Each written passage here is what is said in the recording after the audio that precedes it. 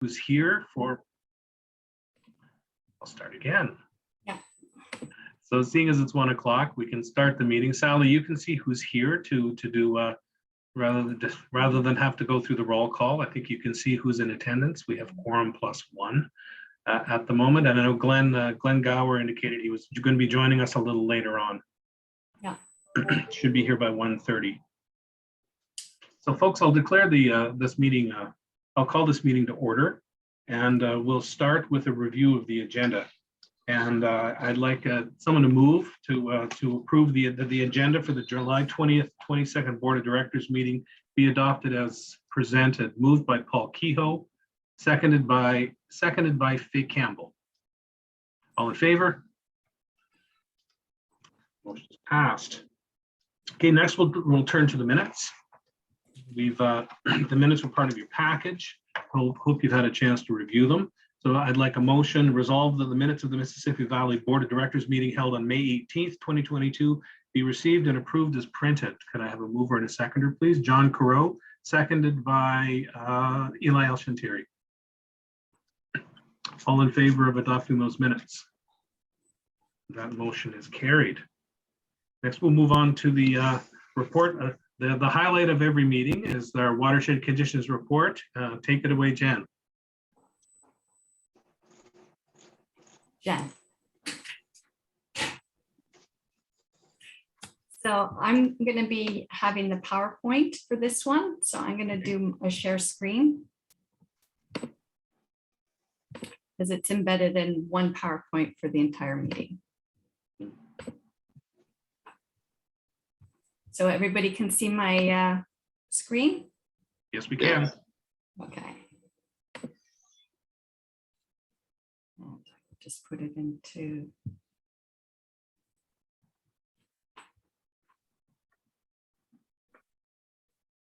I thought this was going to be easier. I'm just going to stop share for a moment because it seems fun. My apologies. Maybe Jen, while I'm trying to pull up the document, you could just start with the verbal. Sure. So yeah, I'll give you a brief update on current conditions. So we saw above average rainfall for the two first weeks of June when multiple large storms hit the upper end of our watershed. Once we get the graph pulled up, I can show you kind of how much. I don't know. Yeah, it's hung. Sorry. So no, that's okay. Keep talking while I try to figure this out. My apologies, everyone. So this really hit the upper portion of the watershed. So mostly just two of our rain gauges caught the majority of the rain. The rest of our rain gauges throughout the watershed received just over historical averages for the month, while the upper watershed received almost double our historical monthly average for June, which was close to 200 millimeters of rain in total by the end of that few weeks. This caused higher than normal levels and flows along the Mississippi River, which led to multiple dams being operated to keep lakes from flood elevations. And we issued 3 water conditions, water safety bulletins to warn residents about the above average conditions that were in the system. The tributaries such as Clyde River, Fall River, Indian River, and Carp River weren't affected by this rainfall. So they maintained normal flows throughout this period. So it was just basically the main stem of the river that we had all the water. It took a few weeks to stabilize flows and push the excess water through the system. Since about the middle of June, we have seen very little rain, which brought back the majority of the upper lakes back down to normal summer target levels. And we were able to put all the logs back in the dams. The lower reach of the system is now at normal levels and flows. Crotch Lake is now being drawn down with a stable 5 CMS outflow coming into High Falls, which is very good. With not a lot of precip in the forecast, we expect normal summer conditions to remain throughout the system. We are sitting quite well when it comes to drought conditions. Thanks to all the rain we've gotten, we are currently out of any kind of low water triggers throughout the watershed. The long range forecast is predicting a warmer, drier August. So the more water we can keep in the system now, the better off we'll be by the end of the summer. So we will continue to monitor the system closely, but things are looking good right now. We've had a very normal year so far, so hopefully that will continue into the fall. Any questions? Thanks, Jen. If you've got any questions, I'll ask you to either to have Sally stop sharing or just put up your virtual hand. Go ahead, Janet.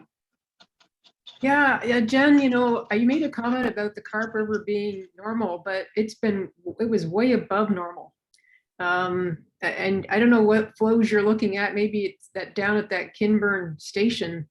But as someone who lives near the Carp River and sees it daily, and who walked on the conservation area there in Canada every week, there were pathways underwater. The bridges, one of the bridges was almost underwater because of all the rain that we had in May and early June. So I just wonder, you know, what metrics you're looking at, like where you're getting your numbers for the Carp River, because I don't think it was normal. I am looking at the Kinburn gauge for my flows. Yeah. So they might be a little bit off from what the other part of the river is looking at, and you also have to take into effect beaver dams, new development, you know, blockage of culverts, that kind of stuff could be backing up water as well. But with a few weeks we've had with the drier, warmer weather, we did see flows drop dramatically the last part of June and into July, the first few weeks of July. So yeah, so there's different aspects when it comes to certain areas, but overall, the majority of the watershed is normal right now for this time of year. Yeah, no, normal now. I just want to make the comment that I don't think the Kinburn water station is necessarily reflective of the upper Carp River. And I think that's something that, and it's not something that you can deal with because you're looking at the data, but maybe when there's the floodplain mapping or there's some other modeling going on, I don't think we should be reporting that the Carp River was normal in May and June, because it was not. Oh, no, not in May and June. Okay, but that was, sorry, maybe I misinterpreted what you had said, but there were people contacting Friends of the Carp River who had never seen it maintain such a high level for so long in May and early June. I had a couple of people saying they'd never seen it like that. It was sustainably high.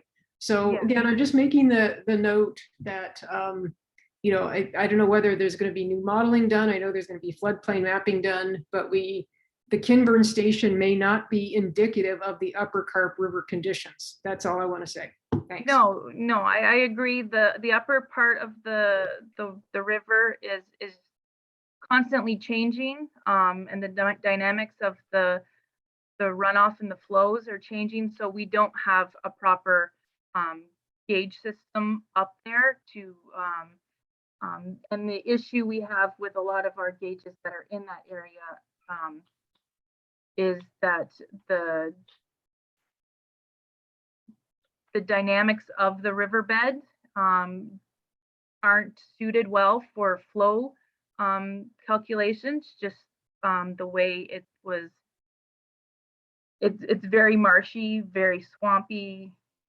You need a proper rock kind of substrate in order to measure flow. So it was very hard to find a site suitable for the upper part of it.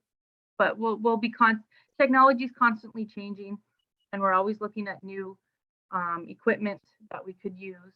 So hopefully in the future we can find a good gauging spot, produce some flows for us for the upper part. Thanks, Jen. I see John Carrow's hand. Thanks, Chair. Just wanting to know if there's any commentary you can offer on the Ottawa River portion. The Ottawa River, as far as the information that I was given and the gauge that we have at Constance Bay, everything looks normal. It is a little low, but just below average, not too bad. It had a very uneventful spring, but yeah, things look fairly good in that region as well. Thank you. Thanks. Does anyone else have any questions for Jen? Oh, thank you very much, Jen, for the report. No problem. Could I just comment that the audio seems much better this week? I don't know, you got a new microphone or whatever, but you used to come and go a lot, but this was much better. Thank you for every upgrade you've done. Perfect, thanks. And before I move on to item 3, I forgot to mention that that you can declare if you're find yourself in a conflict of interest, you can declare it at any time during the meeting. Now, if you want to make a declaration for any of the items, or you can do it as the items come forward on the agenda. But now we'll move on to item number 3, which is the reserve policies, report 3228/22. I'll have Sally give a report, and then we'll go on to the recommended motion. Okay, so thank you very much, everyone. And apologies for the PowerPoint challenges. I'm going to keep my visual off so that it helps to improve, but I'm going to not try to enlarge the screen here to presentation mode, because that seems to have been what was also tripping it up. So just to recap how we got to today, we have very limited guidance in our policy, our admin bylaw on governance of reserves today. This is not uncommon. When we did our research earlier this spring, it's mainly large jurisdictions, either very large CAs or large municipalities that have any form of comprehensive reserve policies. And even then, there was quite a bit of variety amongst them to the level of detail they went to. We did have concerns raised about the operating reserve during the development of the 22 budget, and that drove us to, examine this more carefully. So we conducted the research and tabled an overall approach for the operating reserve in March. Since then, we've also refined that and looked at more at the capital reserve side of things. And so now we have draft policies for you to consider there before you. So one of the things I want to highlight is that in particular, as we were doing the second round of analysis, a couple of key items came to light that we're going to have to think about and that we've started to address in the policies before you. And that is that with the regulatory changes governing category 2 and 3 programs and services, we need to think about whether or not going forward, the operating reserve could be used to offset any shortfalls in revenues from category 2 and 3 services. And similarly, we have a capital reserve fund that's covers a broad range of structures at primarily the Milliken Tail, but not the other CAs. But some of those are going to be considered category 3 going forward. So the policies you have in front of you start us down the road to addressing these kind of questions posed by the new regulations. And I am just giving you heads up that as CAs get a better understanding and direction from the province on this, I'll likely be coming back to you with refinements to these policies. So the best practice that we identified during the course of our research are identified here, that you need to have policies on when you'll establish these funds, what they're intended for, if there's an end date to them, how they're going to be funded and what kind of balance you're looking for, and how the funds will be invested in the interim, and then lastly, the process for withdrawals and terminating. So with respect to the operating reserve, we refined the risk analysis. We developed general guidance policies on the establishment, contribution, transfers, withdrawals, and investment of them. And then we got into the specifics of where the funds would come from, how to calculate that target band. And you'll recall from our discussion in March that we were suggesting, as opposed to a fixed number, that we establish a band over which, within which the reserve would be considered at a healthy or an appropriate level. The methodology we developed for calculating that target is very much based upon historical averages and current actuals in terms of where we have unmitigated or uninsured risks. So it's very much tied to what we've experienced as an organization historically and today. And then it allows a mechanism for deviating from the target. So basically, suggesting that some sort of explanation for why you're contributing more or contributing less, such that you're falling outside of that band, and how you're going to remedy it down the road. So it provides all the structure to allow us to, the board to use and make additions and withdrawals from the operating reserve within a framework that clearly spells out, the guidelines that are matters that the board should be giving consideration to. So then we did a deeper dive into the restricted reserves, and again, setting aside, or setting clear policy around what those capital, or they may not be capital, but restricted reserves may be intended for. So you can see here, the policy covers three main categories. So anything that's a board approved project or strategy plan, a reserve could be set aside.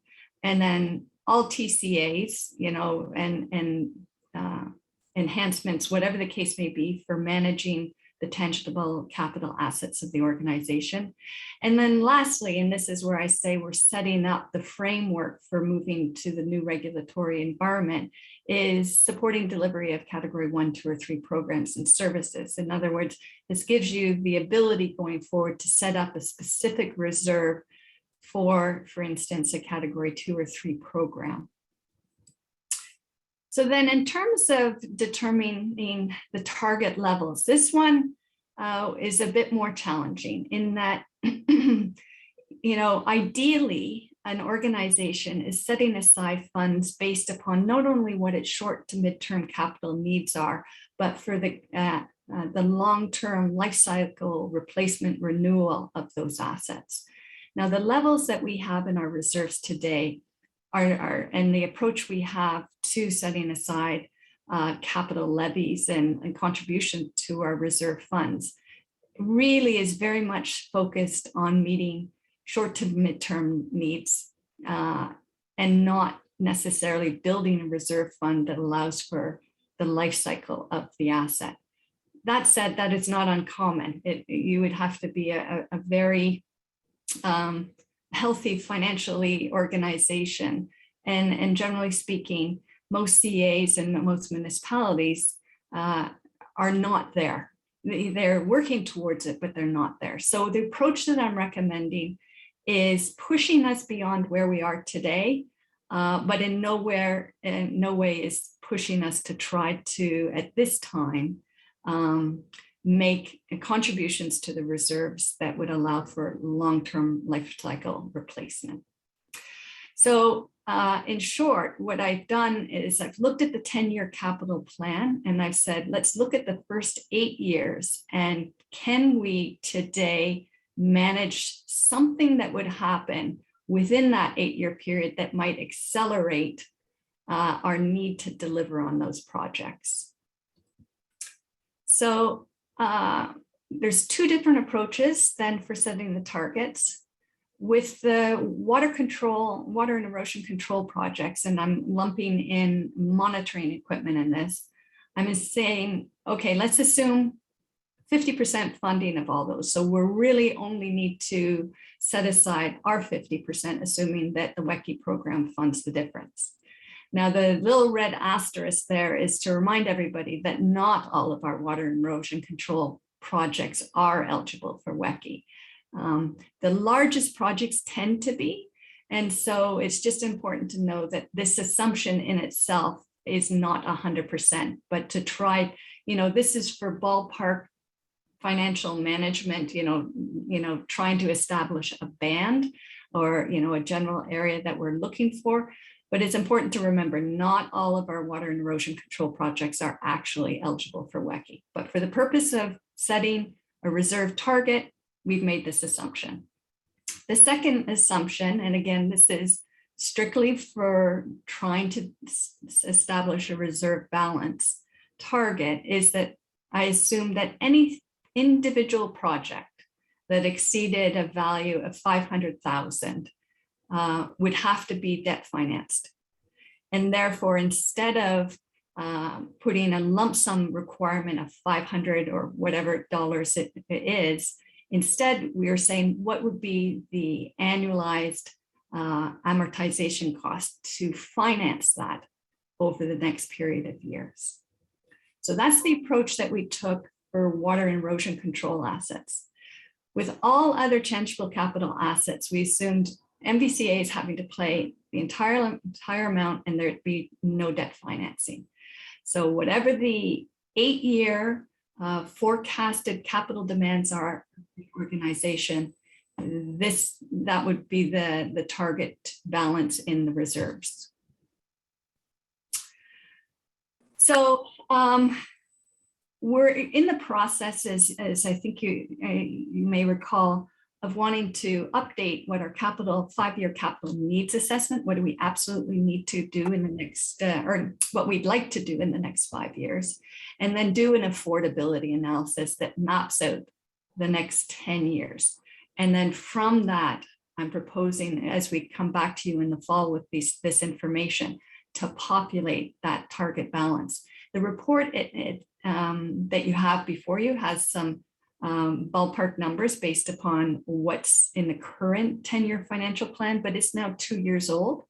And of course, we had the work done on the Shabamika and the Kashwakamak that has changed things, as well as we've all experienced. The dollars are changing significantly as well. So we need to update that before I'm prepared to actually establish target balances.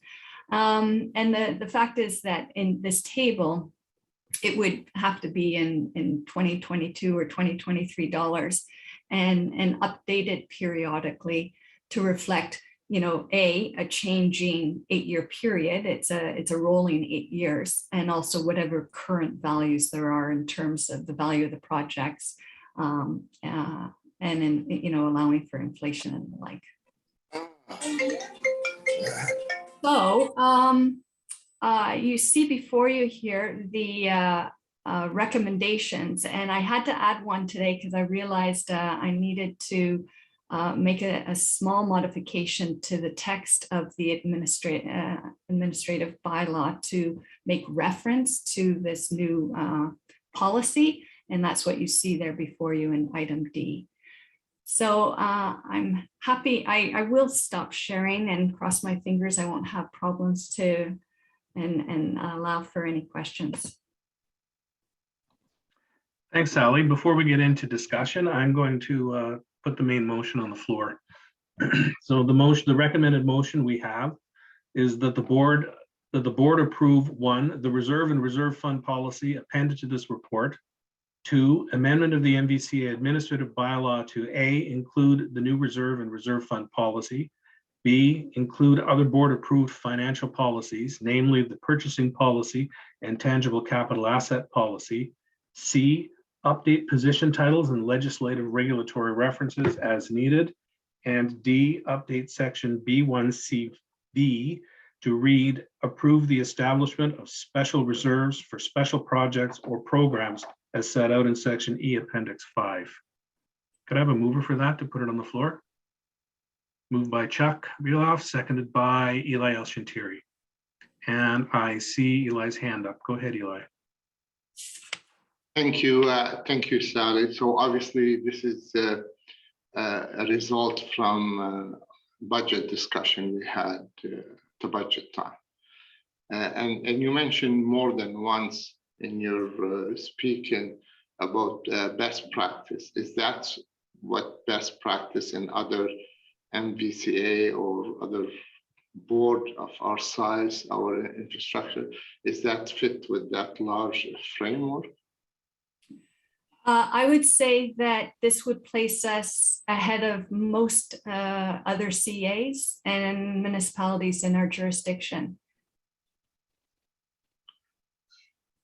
And is that something you feel comfortable with, borrowing the money for the, to deal with some, with some reserve for infrastructure? Isn't that supposed to be the reserve be set aside, like based on how much your asset, like your asset is? You need so much for, like what I'm looking at. Is this would cover what you are trying to achieve from the operational side? I would say definitely it would meet the objectives of the organization in the short to midterm. I do think that over time, we need to be looking at life cycle replacement costs and contributions to our capital reserves. And that's, the CEA is facing the infrastructure gap that all municipalities are as well. And to close that gap is going to take time and determination,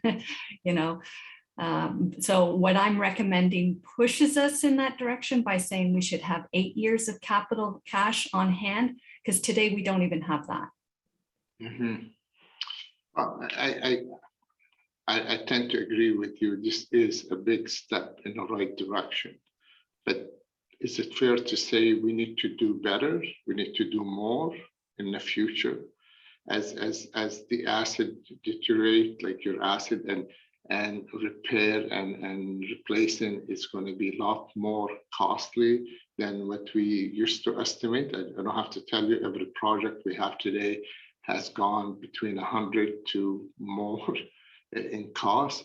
So yeah, you might think, oh, we're doing well. We have so much asset and we have some to repair, to fix, to replace, but we want to make sure that will, it'll meet the value of what you're looking for. That, because we get caught in most projects since the pandemic was not properly estimated. It's no fault of staff.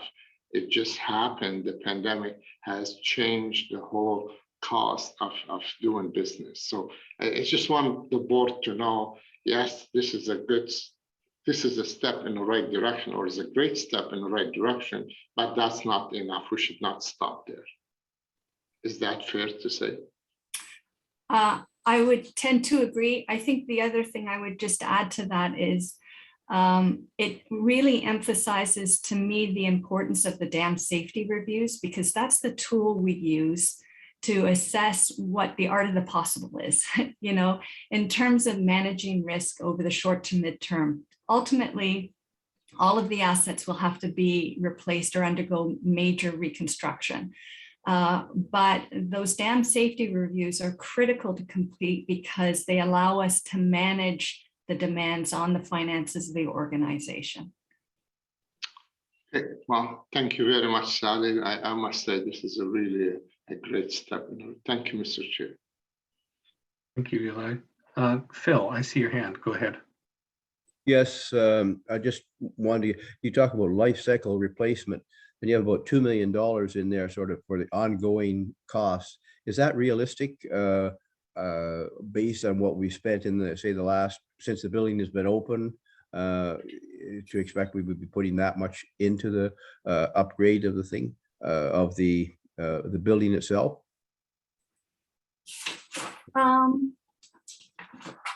Just hold on a moment. I'm just looking at my, I think it's around, so I'm for the headquarters building.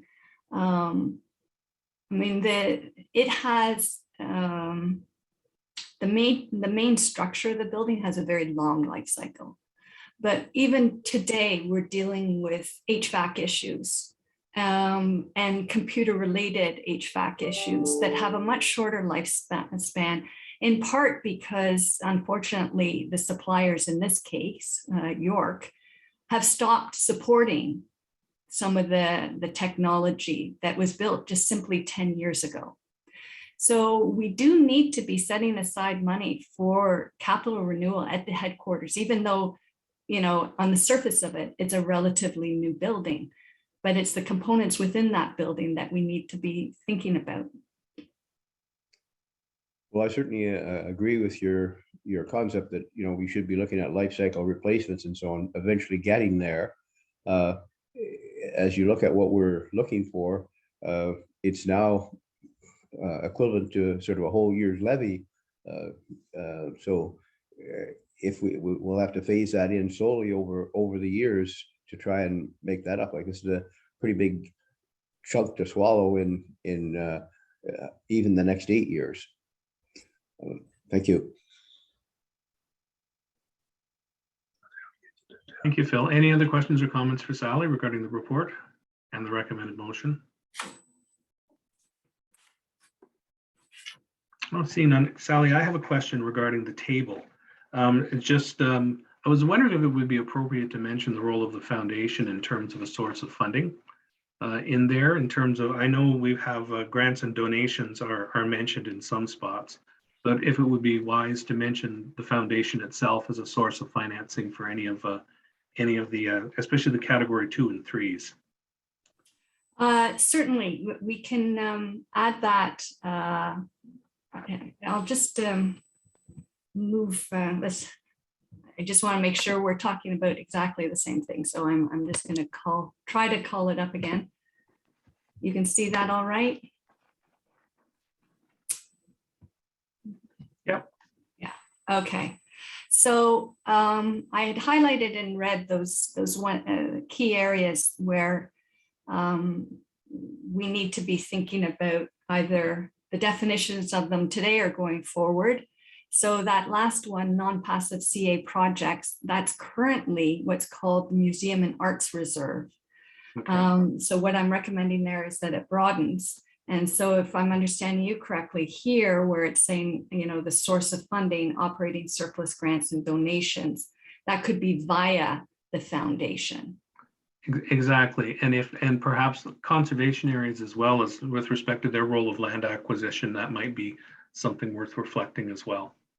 Okay, so I will make those changes if the board is comfortable with me making those changes to have the source of, well, I mean, the reality is, I guess, grants could be for all of them, and it should probably be included. I guess I was thinking in terms of primary funding sources when I was creating that column.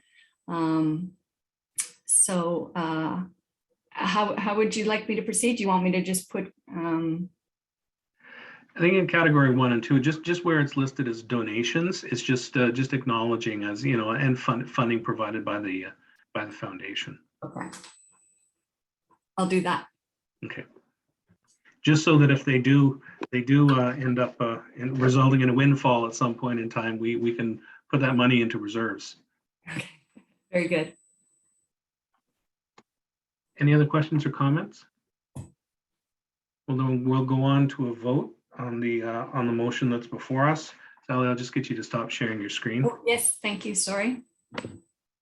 Okay, so all in favor of the main motion, please raise your hands. Any opposed? Seeing none, the motion is carried. Thank you, Oh, folks, for wait. that. Whoops. Was Paul Kehoe approved or not? Paul, were you in favor or against? You're in favor. Okay, in sorry, it was late. I saw I was you. in favor. Okay. Okay, thanks. And we'll move on to item 4 on the agenda, which is a requested use of the KNP of the KNP from Lanark Highlands Township, report 322922. And we have a report coming through. Do we have Scott and I don't, is Matt, are you here? There you are. Scott and Matt, go ahead, please. Okay, thank you. I'll turn off my video. Just Sally, are you going? Is it okay for me to share the screen, or do you want to use your PowerPoint? I've got it there. Okay, good. I'll just give a background on why we're presenting this report.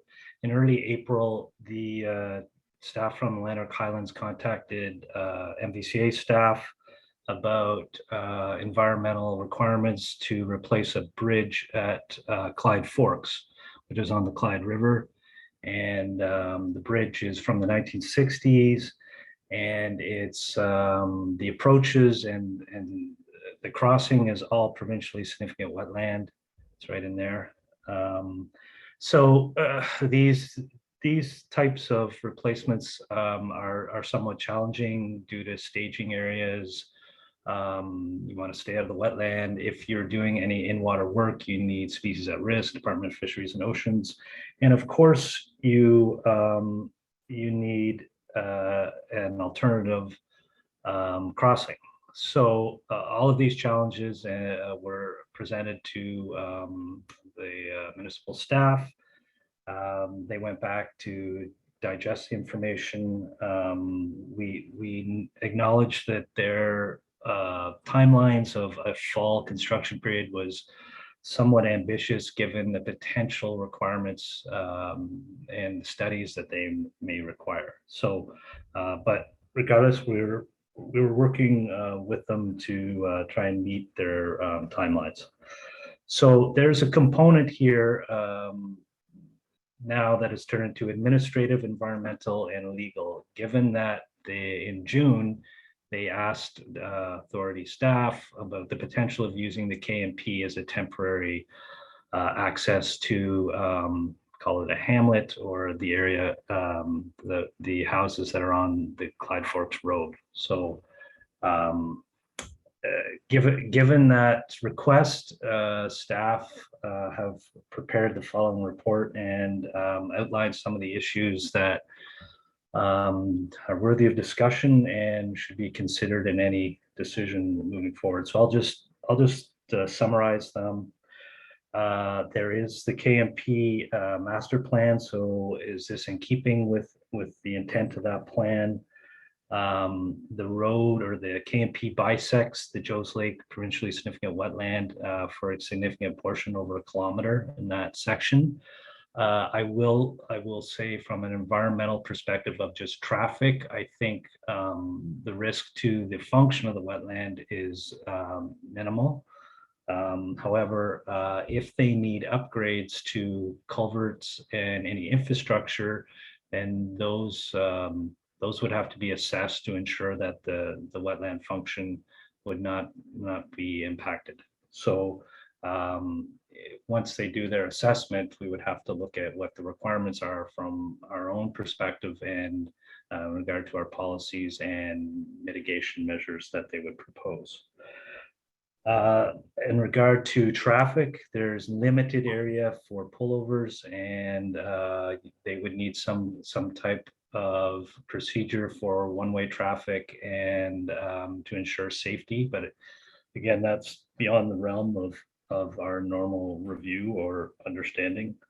And again, it is a trail that's been used for recreation, and it's designed for recreation, and now we're have a request for residential use and as an alternative access to these homes. So there is numerous issues from an administrative and a legal environmental perspective, and hence why we have Sally, myself, and Scott involved in the summary and presentation of the report. Now the township is asking recently about clarification, given that they have a copy of our report about school buses and emergency services vehicles. And our concern should be addressed by the assessment that the consultant makes on the status of the infrastructure and the road itself, if it can actually facilitate that use. So there are some questions that need to be answered, but staff in this is a member municipality. We're trying to facilitate a solution for this for the replacement of the bridge and the infrastructure. So there are some outstanding issues that need to be addressed, and so in the recommendations to the board, some steps forward to address those concerns.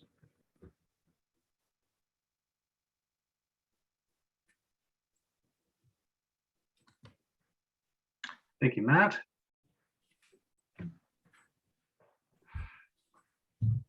So moving on, I'll put the motion forward before we get into discussion. The recommended motion is resolved that the Board of Directors, 1, approve in principle use of a 3.2 kilometer section of the KMP Trail by non-commercial vehicles during reconstruction of the Clyde Forks Bridge by Lanark Highlands Township. 2, direct staff to obtain legal counsel to draft an agreement that protects the interests of the authority during construction, reinstatement, and recommissioning of the trail. 3, require the Township of Lanark Highlands to pay the legal costs of the authority for the above legal services. And 4, hold a special meeting if required to approve the above agreement in order to facilitate timely reconstruction of the bridge by the township. Could I have a mover and a seconder for that? Put it on the floor, please. Moved by Phil Sweetman, seconded by Bev Holmes. Okay, John Crowe, I see your hand. Go ahead. You're on mute, John. There you go. Thank you, Chair. Matt, are there any seasonal concerns or issues? For example, would it be better if this were to go forward that it would happen in the winter? I would say environmentally, a lot of work is completed from fall through the winter, and they do have freeze out, but the use of the KMP I think might be problematic in the winter, given safety, maintaining some level of municipal standard, whether it's salting, plowing. So I think that would be something the consultant would have to address if there's contingency, if it did extend past their deadline for a fall construction. Just one further question, if I may, Chair. Matt, with the last intervention you made about consideration of emergency vehicles and school buses, I don't know, are those considered commercial vehicles or not? Again, we're thinking of residential traffic so that people can access their homes.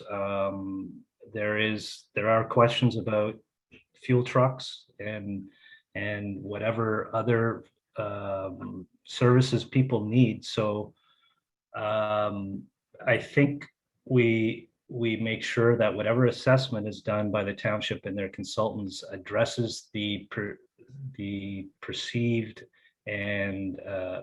or required uses of the trail. So if emergency services and school buses need to get down there, what type of school bus? Maybe there's some accommodation on the type of vehicle that goes down to pick up those children, and what kind of fire services and what kind of trucks would be capable of going down the KMP. I don't know if a large pumper truck can make it down there. So I think the onus would be on the consultant and the township to understand the whatever restrictions will be on the KMP and its existing state. Thank you for those clarifications. Thank you, John. Go ahead, Phil. Yes, is there a limit in the time? Is it just for this year?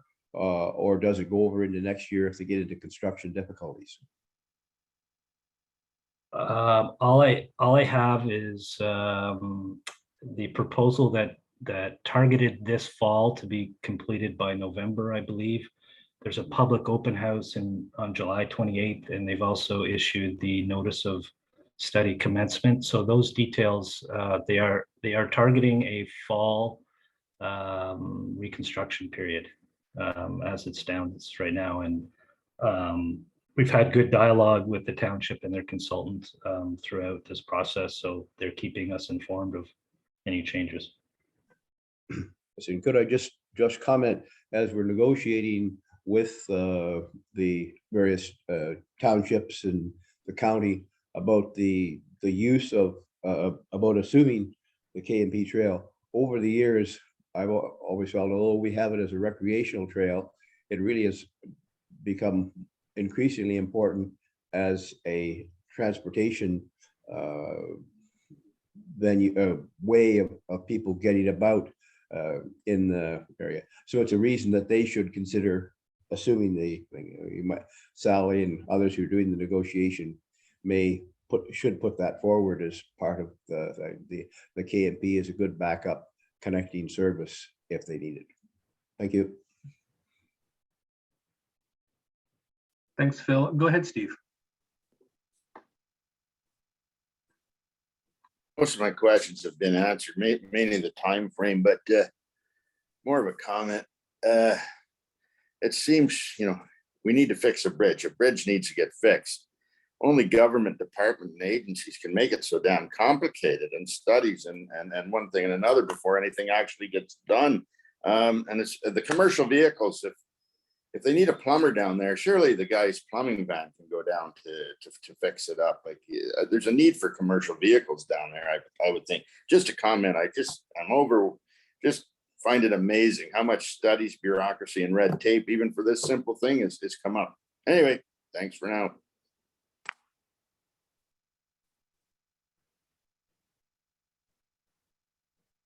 Thank you, Steve. Bev, go ahead. You're on mute, Bev. Thank you. And I have to agree with Steve. There is a lot of red tape. I'm concerned, is there any agricultural activities on down there? Is there going to be agricultural equipment on that road? And I guess the other thing I do worry about is if it gets into the winter, indeed, will those roads support field trucks and whatnot? Just a question and a thought. Thanks.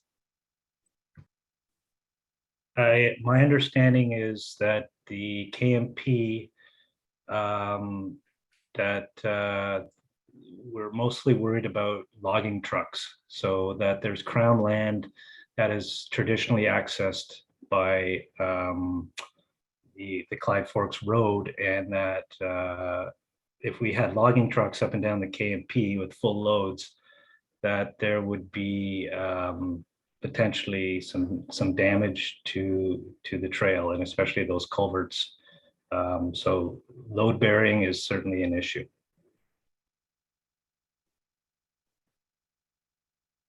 Thank you, Bev. And Steve, your hand is still up. Did you have another question, or is that from last time? That's from last time. Okay, any other questions or comments before we move on to the main motion? Seeing none. Okay, I've read the main motion. All in favor of the motion that's before us, please raise your hands. Any opposed? Raise your hands. Motion is carried. And before we move on to the next agenda item, I would just want to welcome Scott Lowrick to the MVCA. Scott's our new property manager, taking over from Ross Ferguson, who's left us after 35 years of work for the authority. So welcome, Scott. Looking forward to seeing more of you at our future meetings. Thanks very much, Jeff. Okay, so we'll move on to item number 5, which is permit signing authority for Eurocunderlich, report 3022. Go ahead, Sally. So historically at the authority, we've always had 3 people with signing ability for permits. the GM, the manager of planning regulations, and the director of water resource engineering. And so to date, we hadn't got the board's approval for Euro to serve that function. It's very helpful from an administrative perspective that, you know, for backup and the like. However, to ensure continued quality control and that making sure all aspects of our regulation are properly addressed, all permits always are seen in some shape or form by the manager of planning regs, Matt Craig. So that would continue regardless of whether or not I'm signing or Euro is signing. Thank you, Sally. I'll put the motion on the floor before we have any discussion. The recommended motion is resolved that the Board of Directors delegate permit approval and signing authority under Section 28 of the Conservation Authorities Act to Euro Kunderlich, Director, Water Resources and Engineering. Can I have a mover and seconder for the motion, please? Moved by Roxanne Darling, seconded by Paul Kehoe. Is there any further discussion on this? Questions? Seeing none, all in favor of the motion, please raise your hands. Any opposed? That motion is carried. On to item 6, which is appointment of the Public Advisory Committee Board Representative, Report 323122. And I'm just going to put the motion forward before we hear from Sally. It's resolved that the board appoint John Carew as board representative to the Mississippi Watershed Public Advisory Committee. Could I have a mover and seconder for that, please?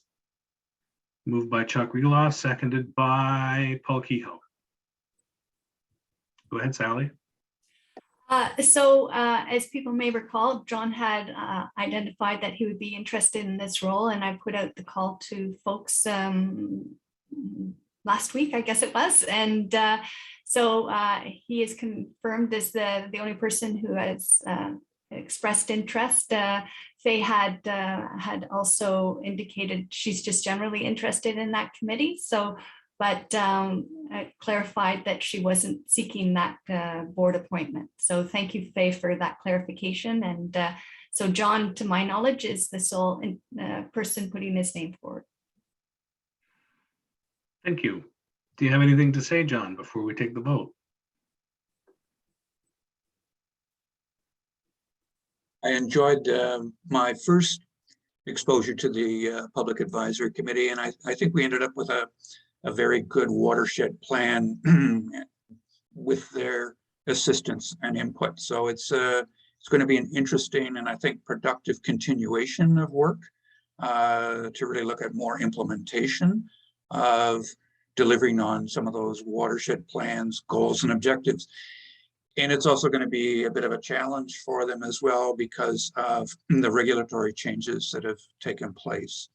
But I again think that it serves us well to have a watershed public advisory committee that really allows the public a sense of not only being in a good advisory role, but an ambassadorial role. So I look forward to it. Thanks, John. Yeah, all in favor of the motion in front of us, just raise your hands. Any opposed? Seeing none, the motion is carried. Congratulations, John. Okay, next we have a couple of items 7 and 8, that we need to move into camera to discuss. So I'm going to move and looking for a seconder. Resolved that the Board of Directors move to in-camera discussion to address personal matters about an identifiable individual, including employees of the authority, and further resolved that Sally McIntyre and Angela Miller remain in the room. It's moved by me. Could I have a seconder for that, please? Glenn Gower seconds. All in favor of going into camera, raise your hands. Thanks. Now we'll move into camera. We'll just wait for the room to clear.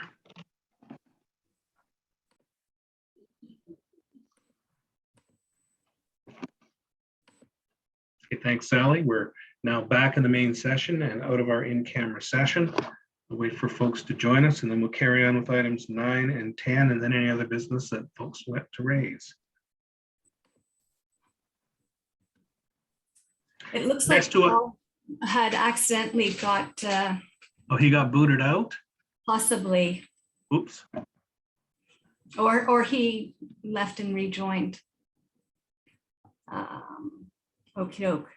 So I'm just going to, well, I won't try to share my screen at this point. In front of you in the report there, you have for the work that we've been doing on meeting with all the municipalities, where we stand in terms of having met with municipalities and received approval in principle in that that table in the report.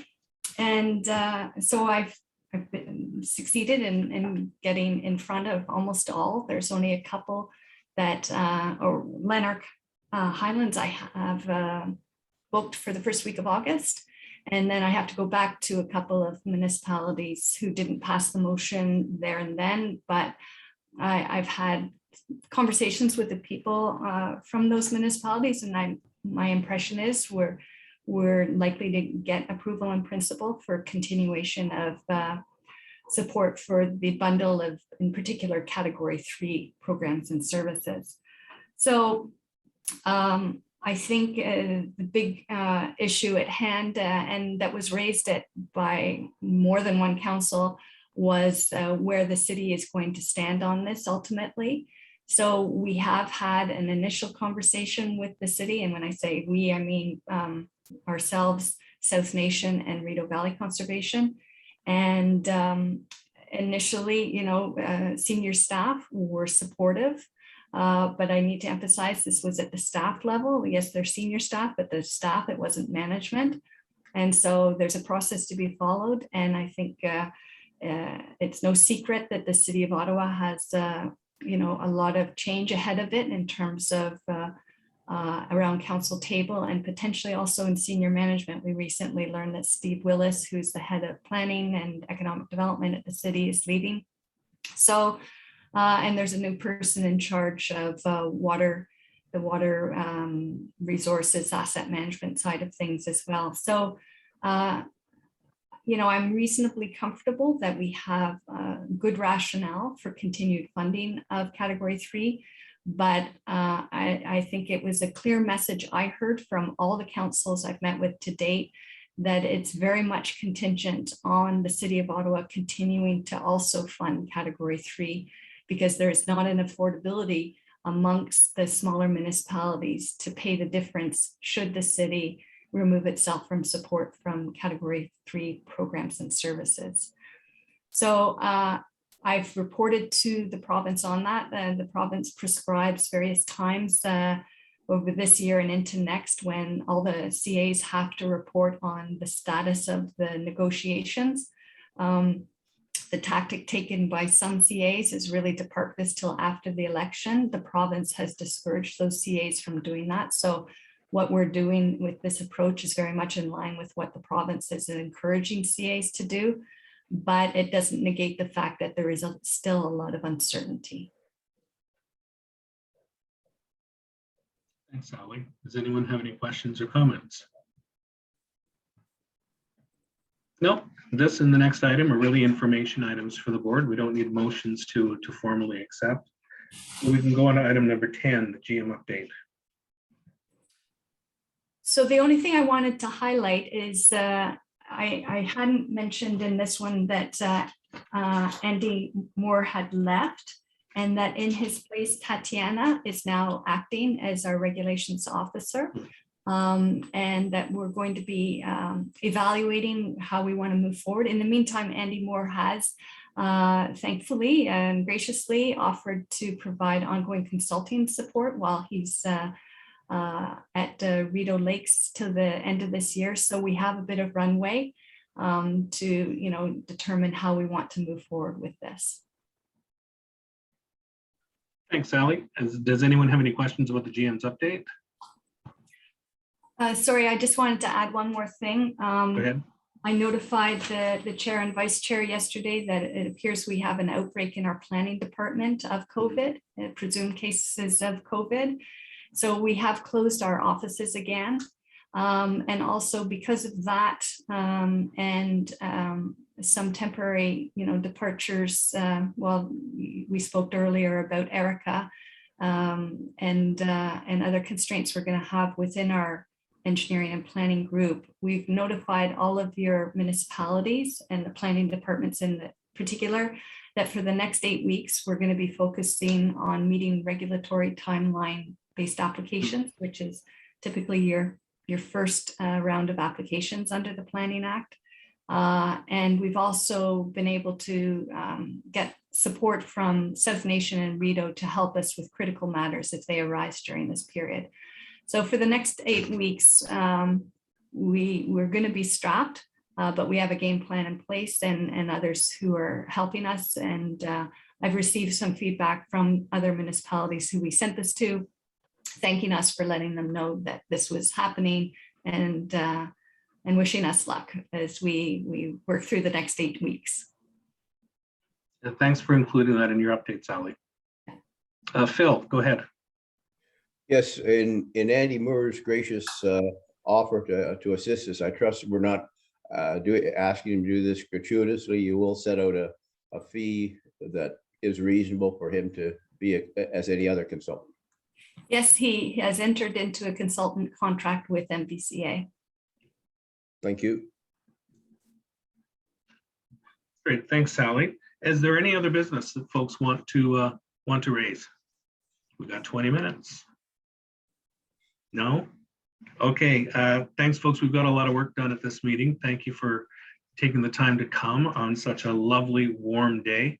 I'll call for a motion to adjourn. Resolved that the Board of Directors meeting be adjourned. Mover, Glenn Gower, seconder, Roxanne Darling. All in favor? Motion carried. Thanks, folks. We'll see you in September unless we need to call a special meeting to deal with the matters raised earlier, requiring a special meeting. Otherwise, I'll see you in September and hopefully I'll be able to make it into the boardroom for that one. Thanks, Chair. Bye-bye. Bye, folks.